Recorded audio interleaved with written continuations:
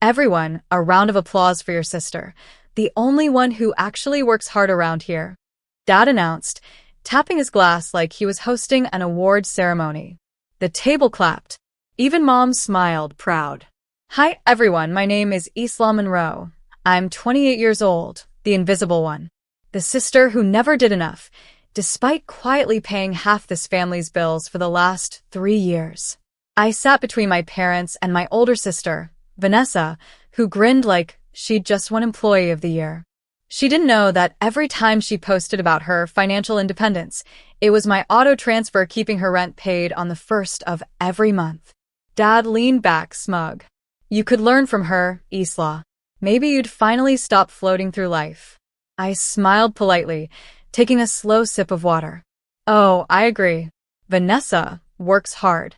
Which reminds me, I turned to her, my voice steady but sweet. You won't be needing that $3,500 anymore, right? Since you're so independent. Her fork clattered. W what? Mom froze. Isla, don't start. Dad frowned. What money? The rent, I said softly.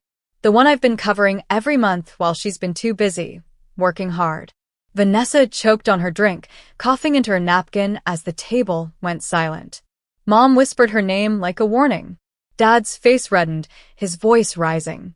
You've been lying about paying your rent? Vanessa's eyes darted everywhere, but mine. I smiled, folding my napkin neatly on my lap. Looks like hard work comes in different forms, doesn't it? And for once, it wasn't me who looked small at that table. It was everyone else. The silence that followed was thick enough to cut. Vanessa tried to laugh, her voice trembling. Dad, it's not what it sounds like. Isla's just exaggerating. Exaggerating? I leaned back, calm.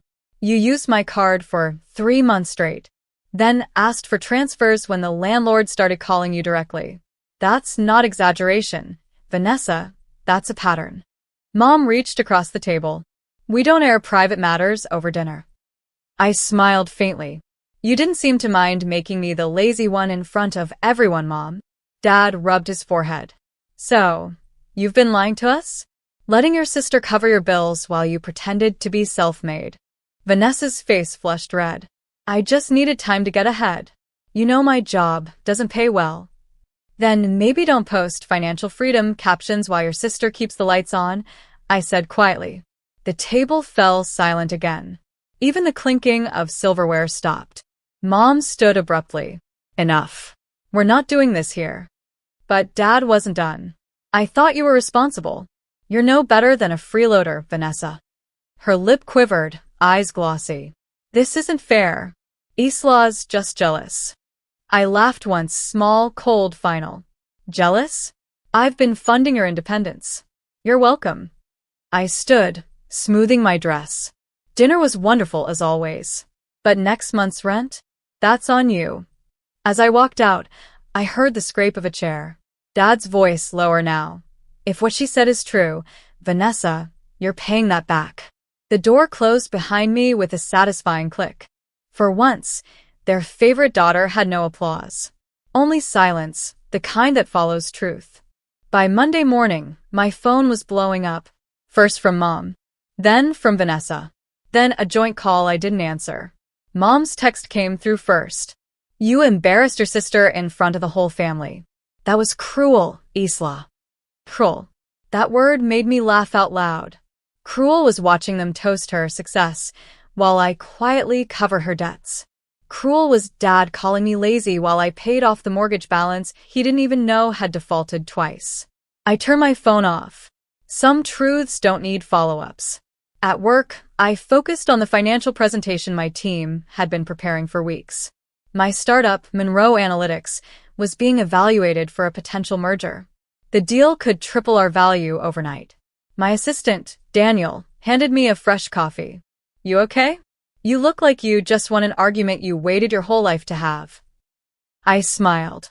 You could say that. That evening, when I finally turned my phone back on, there were 14 missed calls and 1 voicemail from Dad. His voice was quieter than I'd ever heard. Isla, I didn't know you were helping us that much. Your mother didn't either. Maybe come home this weekend. We should talk. I didn't respond. Not yet. They'd only started to realize the weight of what I carried for years. The bills, the quiet rescues, the silent sacrifices. And part of me wanted them to sit with that realization a little longer. Because sometimes guilt teaches faster than forgiveness ever could. By Thursday, another text arrived from Dad. Dinner on Sunday. No surprises this time. Just family. No surprises. That was rich, coming from people who'd built their whole image on pretending everything was perfect. Still, curiosity tugged at me. So I decided to go, not for closure, but for clarity. When I arrived, the house felt different. Quieter. Almost uneasy. Vanessa was already there, dressed neatly, eyes down. No smug smile this time. Dad cleared his throat.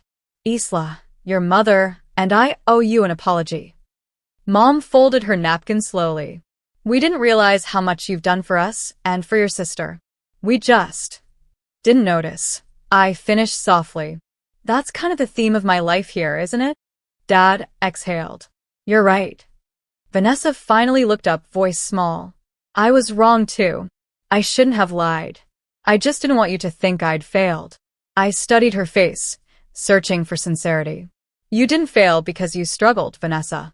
You failed because you pretended you didn't. Mom's eyes watered. Can't we just move past this? I leaned back, calm. We can.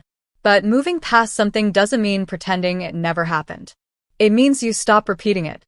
Vanessa nodded slowly, shame softening her arrogance. Then Dad said something that made the room still. We've decided to repay every dollar you covered. Starting today. I smiled faintly. That's not necessary. I didn't do it for money. But you deserve acknowledgement, he said.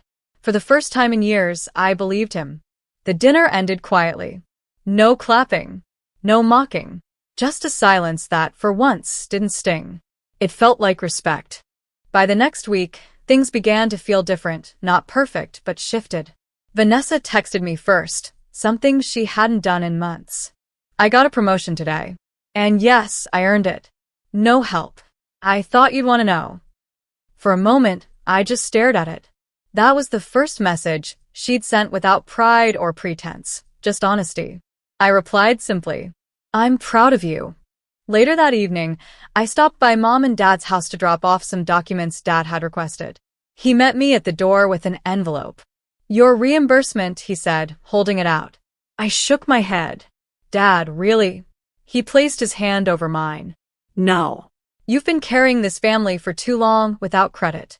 Let us carry something for once. For the first time in my life, he didn't sound condescending, just human. Inside, Mom had made my favorite dinner. There were no announcements this time, no performances. Just quiet conversation and genuine eye contact. Vanessa even poured me a glass of wine. You know, she said softly, when you stood up for yourself, I hated you for it. But now I get it. You were just tired of being the backup plan. I smiled. Exactly. I don't mind helping, but I won't disappear for anyone again. For the first time, the table didn't feel like a stage. It felt like a beginning, uncomfortable, fragile, but real. And somewhere between the clinking of glasses and the quiet laughter, I realized something simple but powerful. Sometimes, peace doesn't come from walking away. Sometimes it comes from making them face what they tried to ignore. A week later, I stopped by my parents' house again, just a casual visit, or so I told myself. Mom was in the garden, trimming roses. Dad was at the table reading the paper. For once it felt normal. While Mom brewed tea, I wandered into my old room. The air smelled faintly of lavender and dust. Everything looked frozen in time, except for the drawer of my old desk, left slightly open. Inside was a yellowed envelope with my name written in Dad's handwriting. Curious, I opened it. It wasn't money or bills. It was a letter. Isla, if you're reading this, it means I never said thank you properly. I know I was hard on you. I thought pressure would make you strong, but all it did was make you invisible. I saw the rent payments, the transfers, the debt you quietly cleared for us. I let your mother believe we did it on our own. We didn't. We had you. I'm sorry. My chest tightened. For a man who rarely admitted mistakes, those few sentences carried the weight of decades. I folded the letter gently, placing it back exactly as I'd found it. At dinner that evening, Dad asked if I'd found everything I needed. I met his eyes and said softly, "Yeah, I did." He smiled faintly, a silent understanding passing between us. Later, when I drove home under the amber streetlights, I felt something I hadn't in years: peace without distance. Because forgiveness didn't always need words. Sometimes, it was a quiet letter left in a dusty drawer, written too late, but still just in time. 2 Sundays later, the family gathered again, same table, same chairs, but this time, no tension humming beneath the laughter. Vanessa was calmer, almost humble. Dad poured wine for everyone, even me, with a quiet smile that felt like an apology he didn't have to say. Halfway through dinner, Vanessa leaned forward. "Isla," she began, "I've been thinking about that night, when you told everyone about the rent. You were right. I relied on your silence too much." Mom shifted uncomfortably, but Vanessa continued. "I used to think success was being praised. But I get it now. Real success is being self-sufficient, not stepping on the person who helped you stand." The room fell silent. For once, I wasn't fighting to be heard. They were choosing to listen. Dad cleared his throat. "You know, when you're young, you think power comes from control. But I learned something lately. Power comes from fairness. From admitting when you've been wrong." Mom looked at him sharply, but he didn't look away. Then, softly, she said, "I suppose I was unfair too. I thought being the parent meant always being right. Maybe it meant I should have listened more." That hit deeper than I expected. I smiled faintly. "It's okay. You're listening now. That's enough." For the first time in years, the family table wasn't about hierarchy, it was about truth. And as laughter returned, gentler this time, I realized something. Revenge might have woken them up, but honesty kept them awake. Months passed, and the balance I'd once begged for finally became the new normal. No grand gestures, no dramatics, just consistency. Vanessa managed her own rent now, and every time she sent me a text about paying bills or promotions, there was no competition in her tone, only gratitude. Mom started visiting my bakery every weekend. She never said, "I'm proud of you," but she didn't have to. She told every customer, "My daughter owns this place," with that subtle pride that used to be reserved only for Vanessa. And Dad? He still didn't talk much, but actions spoke louder. Every Sunday, he'd bring my favorite pastries from a rival shop just to tease me, a silent olive branch wrapped in humor. But the most unexpected moment came one evening, months later, when we sat around the same table again. Dad raised his glass. "To Isla," he said, voice steady.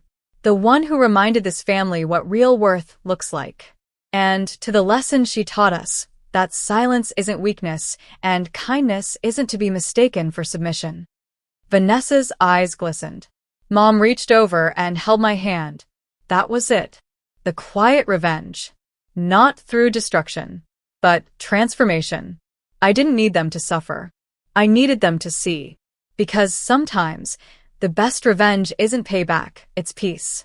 It's sitting at the same table that once mocked you, head high, heart steady, and knowing they finally understand the person they tried to underestimate. And as I raised my glass back to them, I said softly, "To new beginnings and better endings." That night, I went home lighter. Justice had already been served, silently, beautifully, completely.